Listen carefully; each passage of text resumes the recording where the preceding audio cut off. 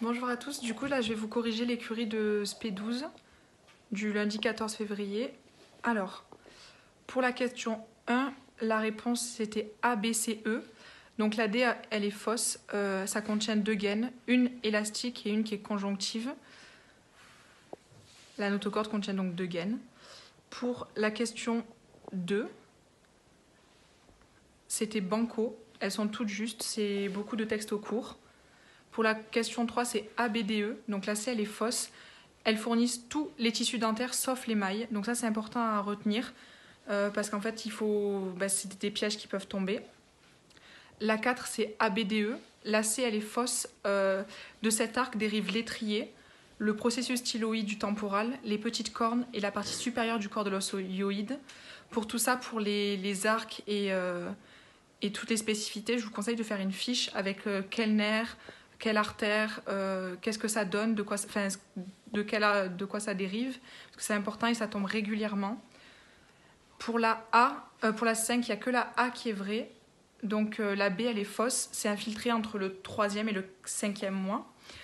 La C elle est fausse également, cette poche elle persiste. La D aussi elle est fausse, ça c'est valable pour la première poche. La E, elle est fausse, c'est valable pour la 3e poche. Encore une fois, c'est pareil qu'avec les arcs. Vaut mieux se faire une fiche parce qu'en fait, on peut souvent inverser entre les différentes poches et du coup faire plusieurs pièges. Et c'est assez récurrent, ça tombe assez souvent et c'est à savoir. Pour la 6, les réponses justes, c'était A, B, E. La C, elle est fausse et ils sont recouverts par le 2e arc, pas par le 1er. La D, elle est fausse aussi, ça apparaît chez l'embryon de 5 mm. Les tailles sont importantes à retenir. Pour la 7, les réponses justes, c'est A, B, C, D. La E, elle est fausse. Ça se fait à la 6e semaine. C'est important d'avoir en tête aussi la chronologie des différentes transformations et des différentes apparitions de chaque structure parce que ça peut tomber. Et il faut savoir ce qui arrive à la 4e semaine, à la 5e, à la 6e, à la 7e et ce qui se développe. Donc aussi, faites-vous une fiche si c'est possible, si vous avez le temps. Je sais que c'est les cours que vous venez de commencer de voir et qu'il n'y en a que 5. Mais vous les avez en premier au début de l'aspect 12, donc c'est bien de vraiment les dégrossir. Pour la question 8, les réponses vraies, c'était C, D, E. La A, elle est fausse, c'est les 2 premiers arcs. La B, elle est aussi fausse, c'est les fossettes auditives qui sont visibles.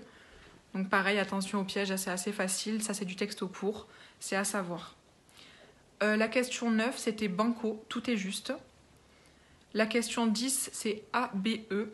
La C, c'est faux. Le chondrocrâne, c'est le neurocrâne, ça a le même mot.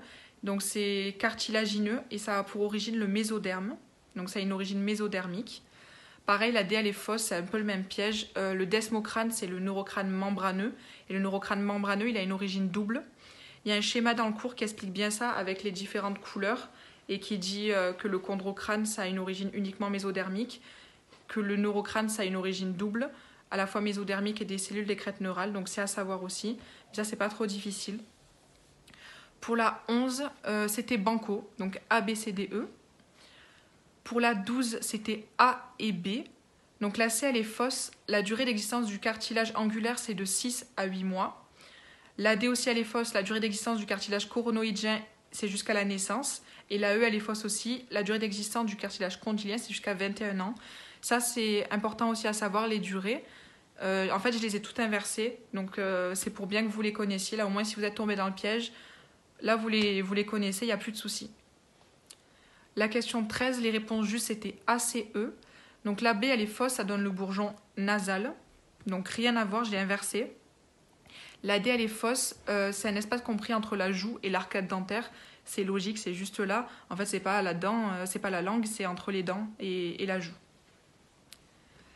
La 14, c'était ACD, les réponses justes. Donc la B, elle est fausse. Ça n'a pas d'organisation particulière à ce stade-là. C'est le stade d'après que la vascularisation commence à avoir une organisation particulière. Et la E, pareil, c'est faux. Le noyau de l'émail primaire est toujours présent. Il disparaîtra un peu plus tard. Et la 15, c'était banco, donc A, B, C, D, E. J'ai fait beaucoup de textes au cours. C'est beaucoup des phrases qui sont importantes dans vos cours. Et j'ai pas essayé de faire des gros pièges...